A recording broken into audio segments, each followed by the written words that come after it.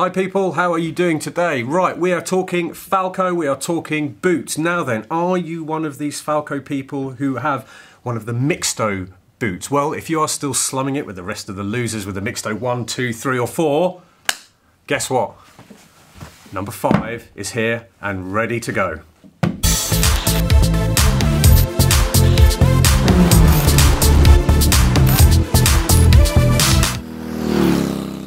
Did you just call everyone that has a Mixto 1 to 4 a loser? Yes, because the 5 is out and thus they should upgrade because it's better. Okay, so who are these for? Right, these are for adventure bike riders.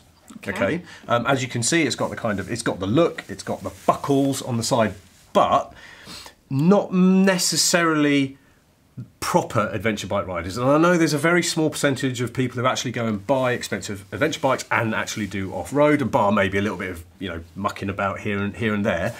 So these boots, the Falco Mixto 5, is road biased with adventure aspirations. So if you do want to go off-road, you've still got like a really grippy sole and stuff, and you've got really grippy inside here if you want to be gripping the bike. So it will do the kind of stuff you expect of an off-road boot, but where it will really come into its own is all those motorway miles and general road mileage that you do, that most adventure bike riders really do day to day. So that is who they're for. They are for the road adventure rider who occasionally wants to do a little bit of greeny stuff.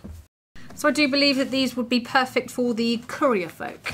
Spot on. In fact, if I were to dredge my memory going back decades, I would remember seeing couriers riding along with boots quite similar to these, with the buckles and everything. And why not?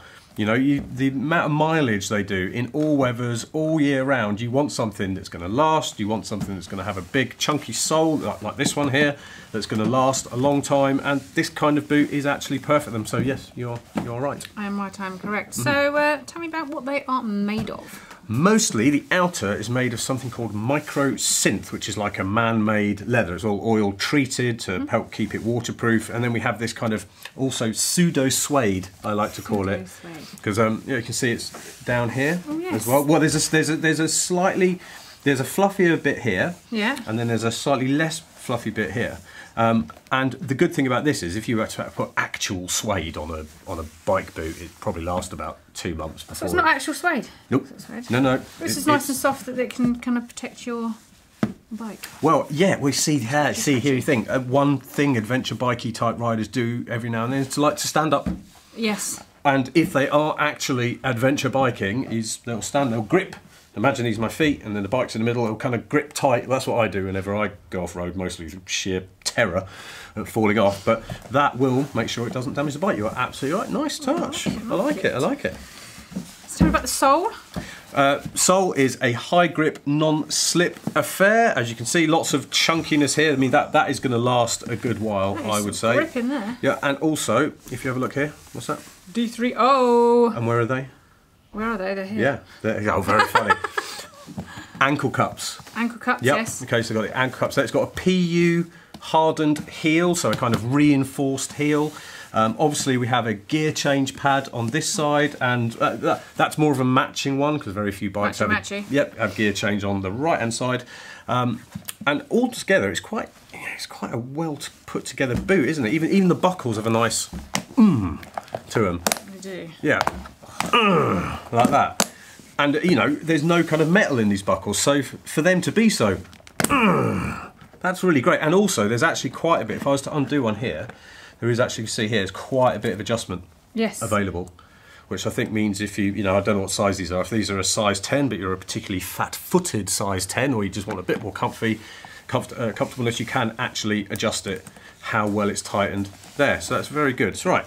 So that's most of the outside. Shall we have a look at the inside? Let's do that. Hooray. Well, what's interesting about the adjustment here is if you want to wear your trousers on the outside, you can squeeze them in. And if you want to wear your trousers or your leathers on the inside, you can go like this. That's true. And what else have you noticed about this boot? Wow, it's got some nice Velcro on the top. And there's no zip. That's right. And do you know why?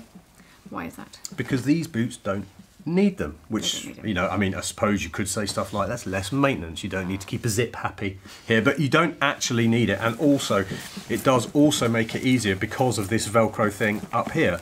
You can adjust it, you can have it as tight as you like, and then with these, once these are buckled proper, you can really get your feet in properly. So it doesn't actually need it, which I think is, you know, it's a different way of doing stuff from some of the boots that we've worn in the past, or that we wear now.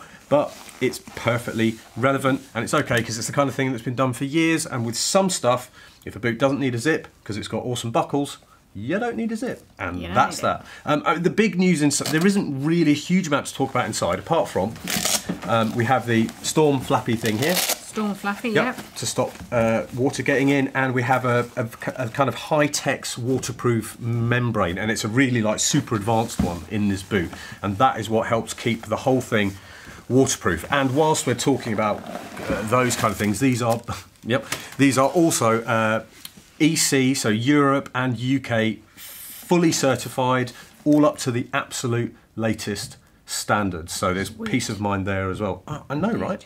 I know. They come in sizes 6 to 12. Yeah. And if anyone is interested in any more information on this boot, Gemma, where do they go? Bikeahead. .co.uk. Whoop whoop.